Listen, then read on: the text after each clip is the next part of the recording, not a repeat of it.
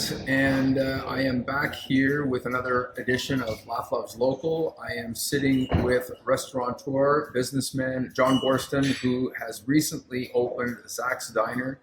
Bit of a landmark here for those who grew up in Ottawa. John, thank you for spending some time with us this morning and the opportunity to meet with you. We travel in similar circles and yet have never actually met face to face. Tell me a little bit about the history behind Zach's, if you could. Well, Zach's in the Byward Market, a bit of an institution. It's been here since 1986. We opened. That's 37 years now. It's expanded a few times. We have now 5 Zach's locations in the area.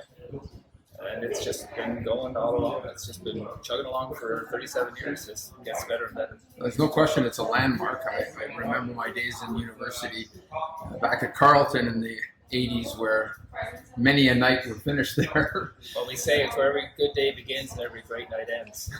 I haven't heard that. I like that. You may have to use that. So 5 locations, and then you've got this landmark of a location where, is Elvis still in the building? Has he left the building? We haven't seen him, although the back alley is still called Elvis Lives Lane. Love it. And the landlord here is Mo Atala, who is Mo, owner of okay. the Newport. He has Donna's down the street. I had lunch with him yesterday, as a matter of fact. There you go. So he ran, he moved from just down the street. Yep. And probably in the 80s as well. I don't know the dates. And then he had Newport ran here successfully for quite a while. And then I think he wanted to downsize, so he moved to Donna's. And then Savoy came in here, and then that lasted for 8 years. And then we just came in February. Zach's, in and of itself, has this name, and then this opportunity comes up for you here in the heart of Westboro Village. For those that have been living under a rock, I'm sorry about that, but Westboro has been all the rage, all the talk for, I would even say, maybe a couple of decades now. Yeah, 20 years, sure. Yeah, for sure. And where do you see this going? Well, I live in Westboro, for Okay. start, and so we need a breakfast place down here. There really isn't one. A couple smaller ones around, of course. And going western here, I don't think anything to or something way up Richmond Road. So I see the opportunity. I love the corner. I live in the neighborhood. It's quite the busiest. It's quite a neat I corner. think, well, when can it slow down? And the reality is, I don't think it can slow down. Lots of countries performing well, and the economy's growing, and people are moving to Ottawa. This is gonna be a popular area to live in. They're putting condos up all around us. In our neighborhood, every other house is being renovated or torn down and rebuilt. Trying to find contractors, It's possible. the place is growing. I mean, that's what's going on. So we want to be part of that. And it's interesting because I have a number of clients that I've worked with in the past who did grow up here, and they have very, very fond memories of Westboro long before it became the Westboro that it is today and Westboro Beach.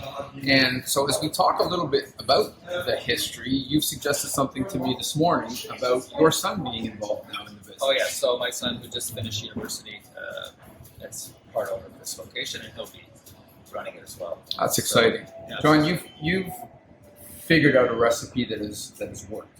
This is not an easy business, as you just said. There is no easy business. Show me an easy one, and then everybody's going to want to get into it. Right now, the last 3 years, everybody's jumped into real estate thinking, Or pawn shops. yeah, or pawn shops. Oh, I don't know what else to do. And everybody, you can make $250,000 a year as a realtor.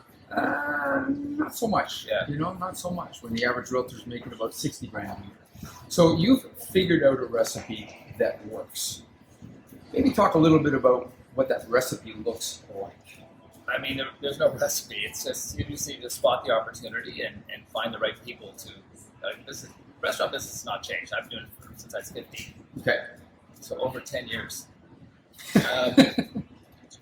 So we still need the same number of, despite all the technology changes in the last 40 years, we still need the same number of people to serve the same number. The customer to staff ratio has not changed. And staffing costs are through the roof Right. because everyone wants to earn living wage, even though there's zero possibility of living in their mom's basement. Right. You know what I mean? I don't know. Anyway, so it's tougher. Things are more expensive, and there's a lot of little players. Like you have to be bigger to take advantage of price. Economy of scale. Economies of scale Right. matter to some extent with purchasing, and it doesn't help you with staff really. Right.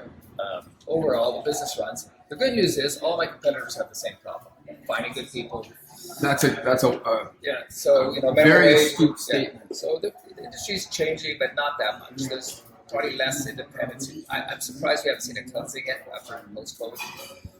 People had to borrow. You need capital to be in the same. January versus July. You got to be able to.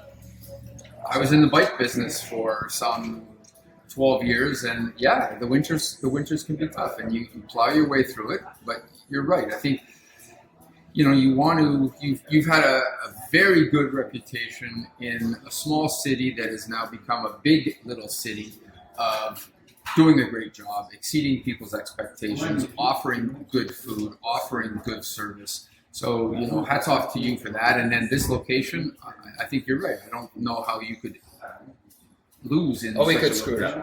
up. I'm telling you, if you don't have the right people running it, then it could be a problem. So you just got to get it, do a good job. People want to come back. So, yeah. Well, folks, I encourage you to come and have breakfast. I agree with John that there is a distinct lack of good breakfast spots in town.